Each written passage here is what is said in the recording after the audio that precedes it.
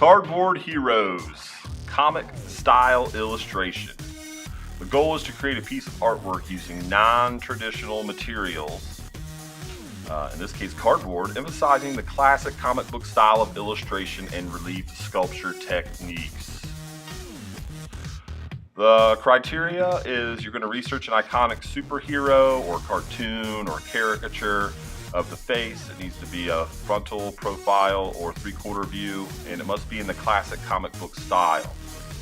We want the style to have line variation, thick to thin, has black fields, and it must have a gradient color that fades from light to dark, highlights and shadows. We've got a good image and a bad image here of Captain America. The good image has black fields, it has line variation, and it has gradients. So highlights and shadows in the face and in the helmet and all that good stuff. This one of Captain America is very bland and boring. It just has black colors, no gradients. That is not good. Okay, you want to have an image that has gradients. We're going to research a symbol or logo that corresponds to the character. Faces are going to be gridded and enlarged onto a piece of cardboard.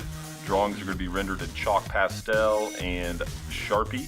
We're going to cut out the drawings. You're going to create a background that contains a symbol relating to the character, and we're going to do some cutting and tearing of cardboard. So here's a finished version of Captain America's head. The background, you notice, has got some torn cardboard. We're showing the corrugation, and we have the symbol that's associated with Captain America, which is his shield. We've got gradient values with chalk pastel, black areas of line with Sharpie. Here's another image. This is Stormtrooper. That's the symbol that goes with the dark side. And again, we've got gradients, black fields, and line variation with the Sharpie. Pretty cool stuff. So I want to go ahead and show you now is how we're going to do research, how you're going to find your image using the computer. You want to pull up Google and go to image search and type in what you want. In this case, I'm going to do Wolverine comic.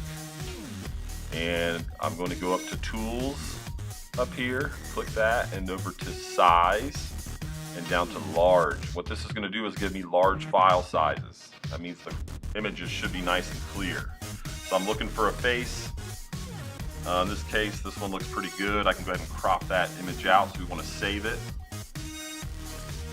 Simply click it and drag it out to the desktop, and it should pop up there. Nice. Get out of that, and we're going to go ahead and open up Microsoft Word. And I'm going to go new document, new blank document. Zoom out a little bit.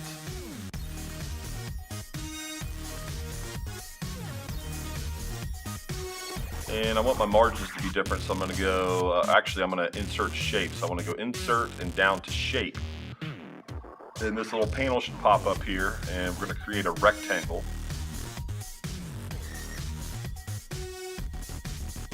So we go ahead and click and drag our rectangle to size. We're going to go ahead and click on it, and we want to see the purple bar up here where it says format.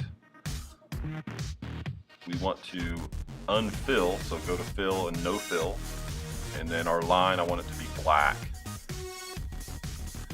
And over here to the right is the size. I'm going to go ahead and change that. What we need is a rectangle that is 5 inches tall by 4 inches wide. Okay, and the reason we're doing this is going to be our kind of bounding box for our image. Our image can't be any larger than this, so it has to fit inside this rectangle. I'm going to go ahead and grab my image from the desktop, drag it over, and you're going to see that it kind of is halfway on the page. Go ahead and click it, go to format, and we want to click on the little dog here. And we want to choose one of these things. I'm going to go ahead and choose behind text. And what this allows me to do is to drag the image anywhere on the Word page. Okay, I want to go ahead and crop out just the head, so I'm clicking the crop button. We're dragging the black bars up so that we can just crop out the body and leave just the face.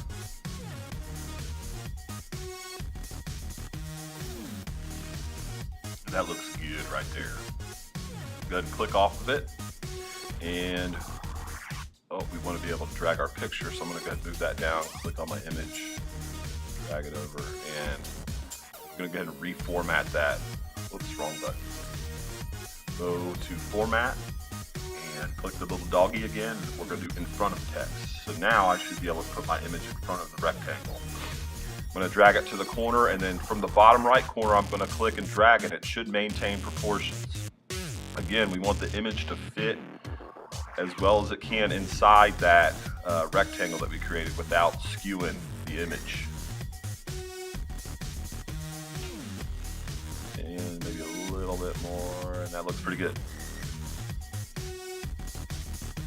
So we've got our image. It's got gradients, black fields, and line variation. Perfect for the assignment. And what we want to do now is go ahead and, whoops, that shouldn't have moved like that. We can also change the size of the image using the scale and the format panel. Go ahead and print this.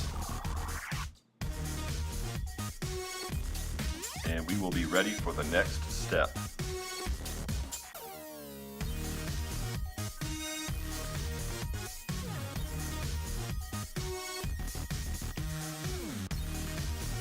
Alright, so we have our reference, and we want to apply a grid to it.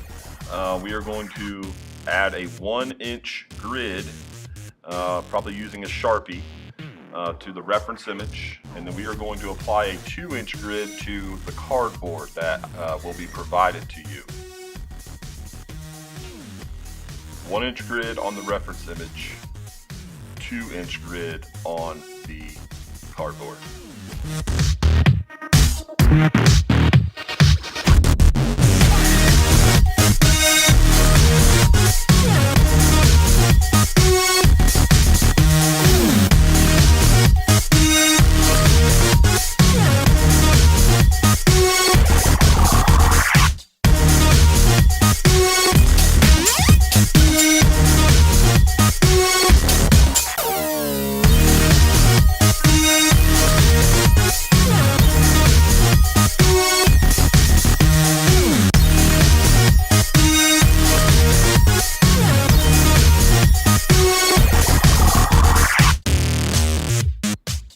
Alright, let's do some grid drawing.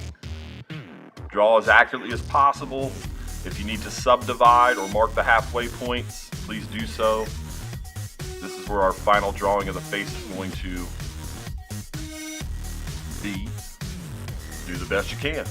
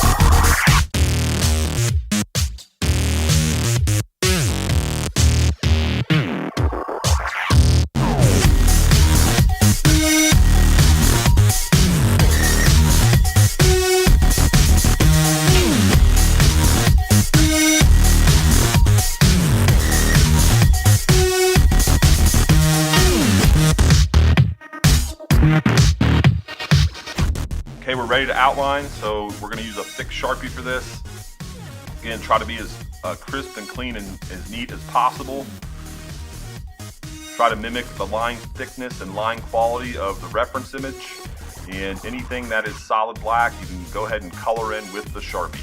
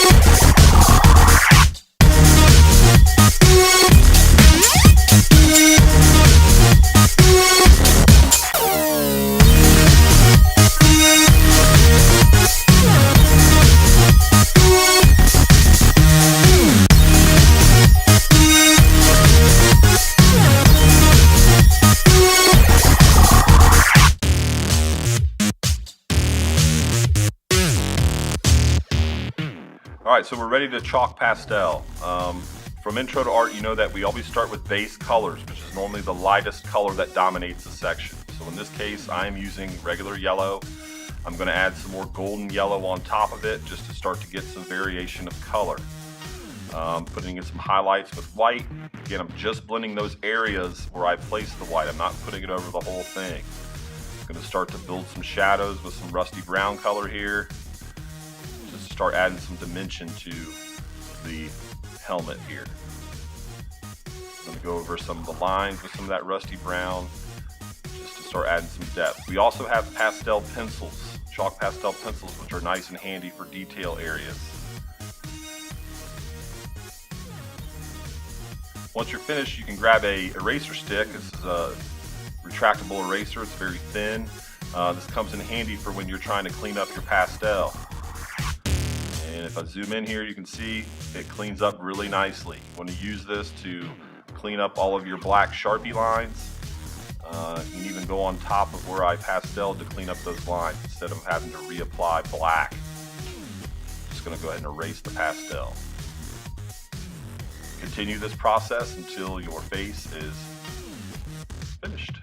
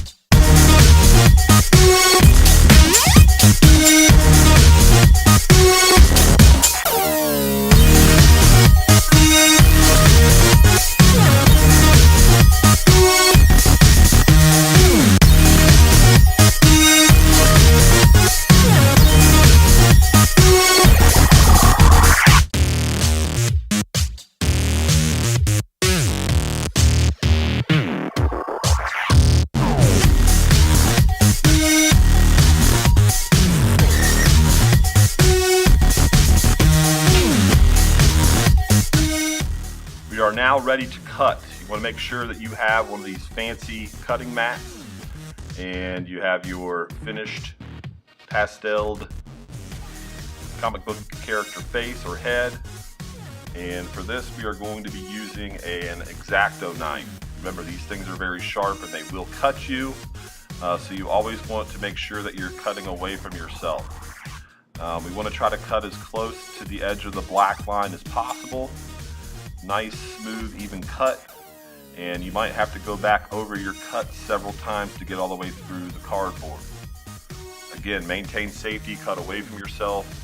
I always try to cut the same direction from left to right. And once you have it cut out, it's going to look pretty good. We can add Sharpie to this. Any edges that are still kind of flaky or you can see cardboard, you can take a Sharpie and sort of darken those just like that.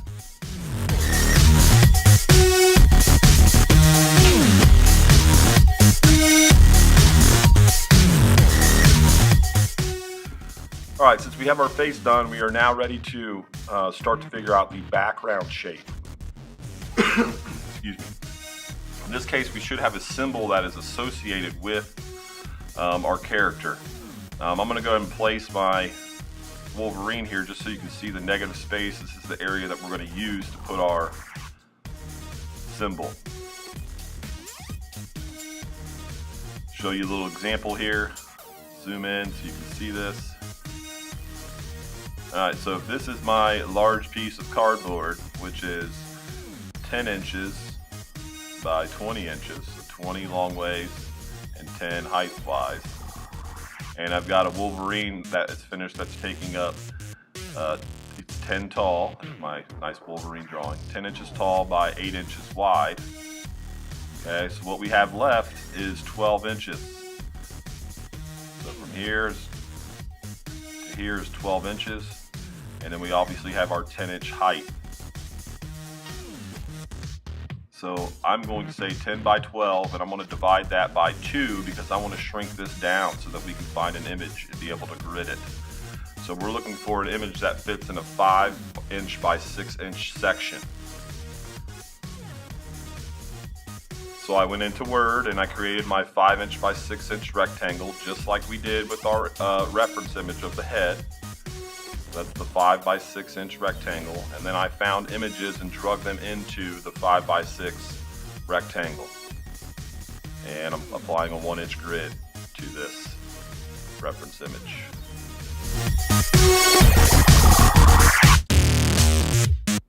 One inch.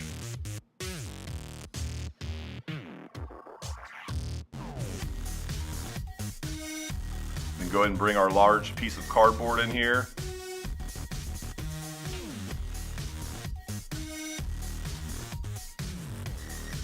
And I want to measure over from the right edge. I'm going to measure over 12 inches so that I can start to apply my grid here. This is where I'm going to actually draw the symbol that goes along with my character. So 12 inches from the edge over, and go ahead and connect that line. And this is the area now that we are going to apply a 2-inch grid. So a 2-inch grid in this section. Obviously the left section here is where the head's going to go. Pretty sweet. So now I'm ready to apply a 2-inch grid, and we're going to draw.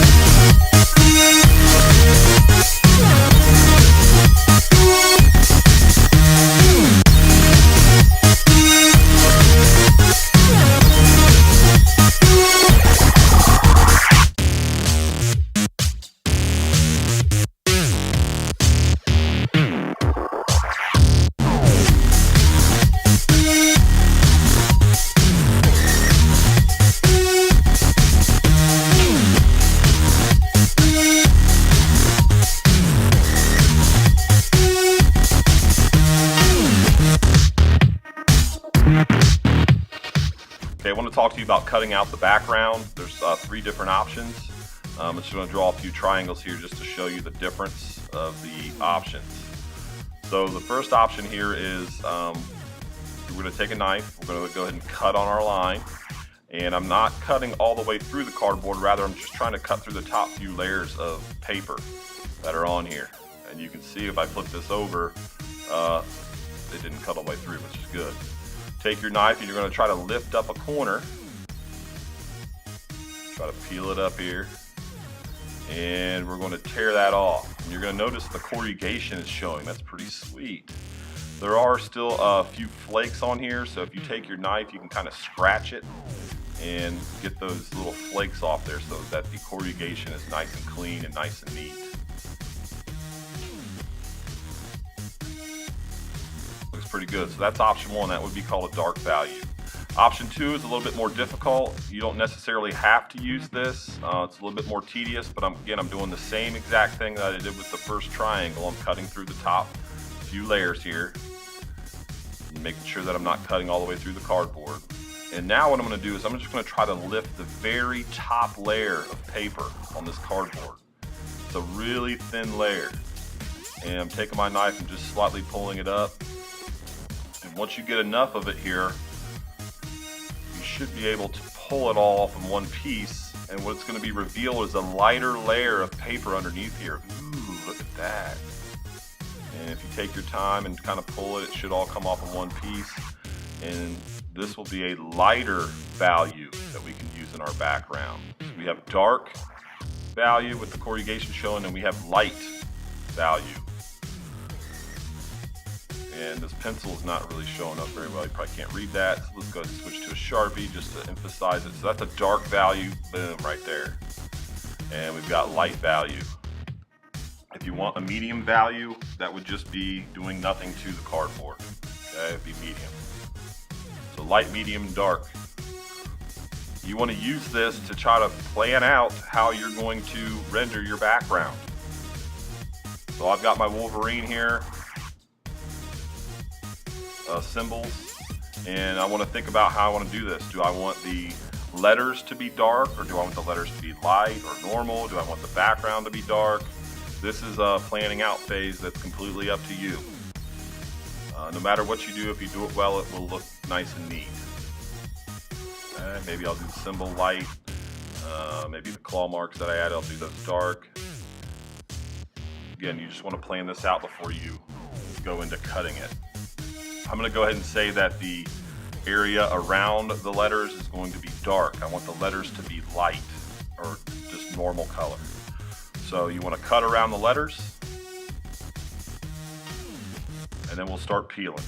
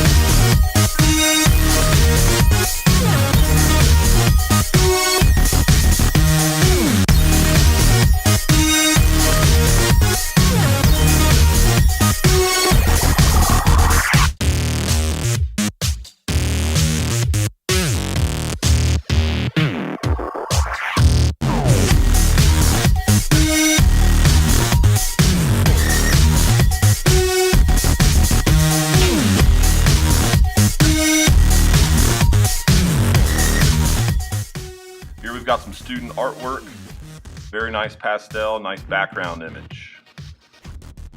Nice pastel work, nice background image. You've got different formats that you can do, vertical, horizontal. Notice the tearing of the cardboard to make different effects.